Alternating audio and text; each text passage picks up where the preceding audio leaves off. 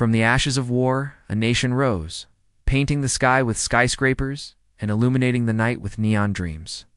This is the story of South Korea, a tale of miraculous economic rebirth, a beacon of what hard work and relentless ambition could achieve.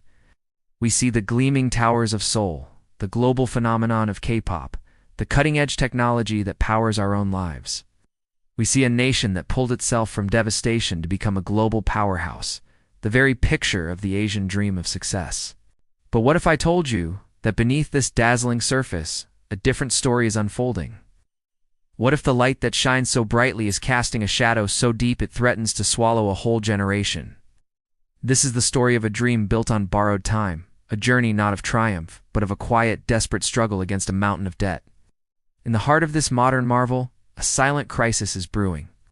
Total household debt in South Korea has surged past an astonishing $1.4 trillion. To put that into perspective, it's a figure that represents over 92% of the nation's entire gross domestic product.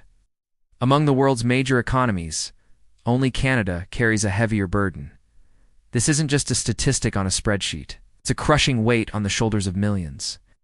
It's a reality that reshapes lives, rewrites futures, and redefines the very meaning of success in a society that seems to have it all.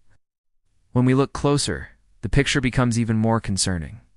This isn't the kind of debt we might assume, the kind taken on to secure a family home or build long-term wealth through assets. The numbers tell a startlingly different story. A staggering 52% of all household loans are not for mortgages or investments. They are for survival. They are for consumption. This is debt taken out to pay for the everyday fabric of life. The clothes on their backs, the cosmetics that help them face the world, the food on their tables, the tuition for an education that promises a better life, the medical bills that come unexpectedly.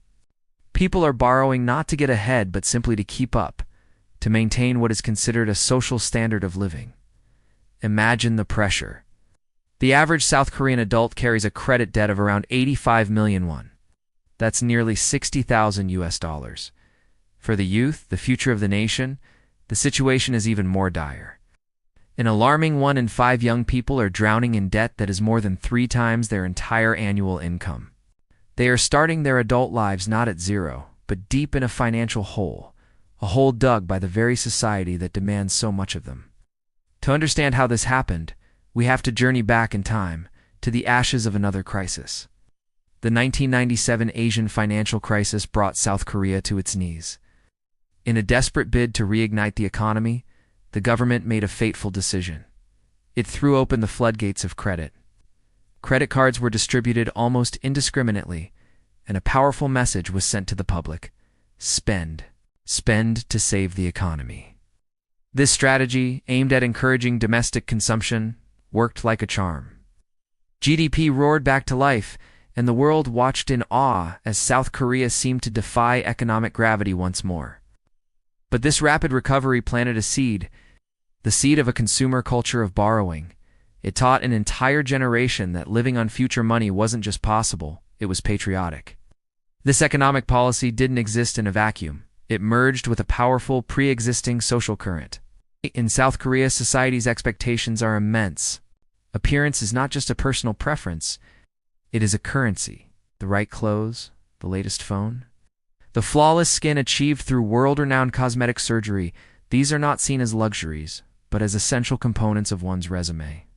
A polished luxury image is often viewed as a direct reflection of one's worth, a prerequisite for social and professional success. In this high-stakes environment, cultural and social pressures become a relentless force.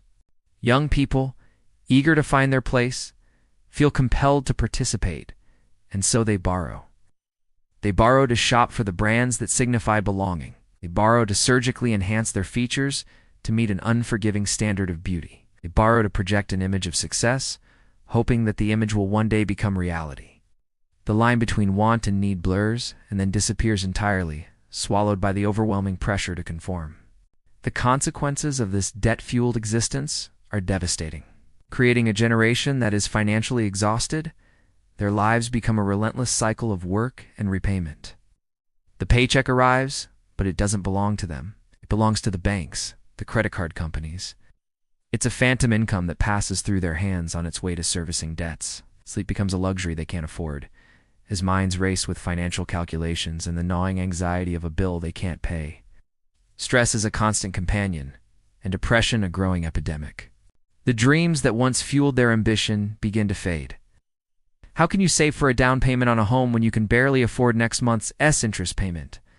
The sacred milestones of life, marriage, starting a family, are no longer seen as joyful possibilities, but as impossible financial burdens. Many simply don't dare. They don't dare to dream of a wedding, and they certainly do, and dare to bring a child into a world where they themselves are struggling to stay afloat. The social fabric itself is beginning to tear under the strain. The personal tragedies of debt are scaling up to a national crisis. South Korea now holds the grim distinction of having the highest suicide rate among all developed nations in the OECD. This is not just a statistic. It is a symphony of despair, a chorus of lives lost to the pressures of a system that demands too much. At the same time, the nation's future is literally disappearing. The birth rate has plummeted to a shocking 0.72 children per woman, the lowest in the entire world. A nation cannot survive without its next generation. But for many young Koreans, the dream of raising a child, providing them a safe and prosperous life, has become an unattainable fantasy. They simply do not have enough money to live safely themselves, let alone build a future for another. The very foundation of society, the family unit, the promise of continuity, is crumbling under the weight of consumer debt. The South Korean government finds itself trapped in a perilous dilemma, a true catch-22 of its own making. If they tighten credit and pull back on lending, the engine of consumption that has driven the economy for decades will sputter and stall. GDP will fall, and a recession could follow, bringing a new kind of hardship. But if they do nothing, if they allow the debt bubble to continue to inflate, the risk of a catastrophic financial crisis skyrockets. A wave of bad debt could collapse the banking system, triggering an economic meltdown that would make the 1997 crisis look mild. The measures they have taken so far, limits on debt growth, tighter credit controls, financial education programs, feel like applying a bandage to a mortal wound. They are painkillers, offering temporary relief. But they do nothing to cure the underlying disease, the relentless social pressure and the deeply ingrained culture of consumerism. Trapped between a rock and a hard place, with little hope for a conventional path out of their financial deadlock, many young Koreans have turned to a last, desperate resort.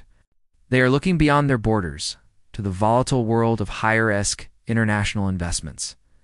They are pouring what little they have, and often what they have borrowed, into the American stock market, using high leverage to magnify their potential gains.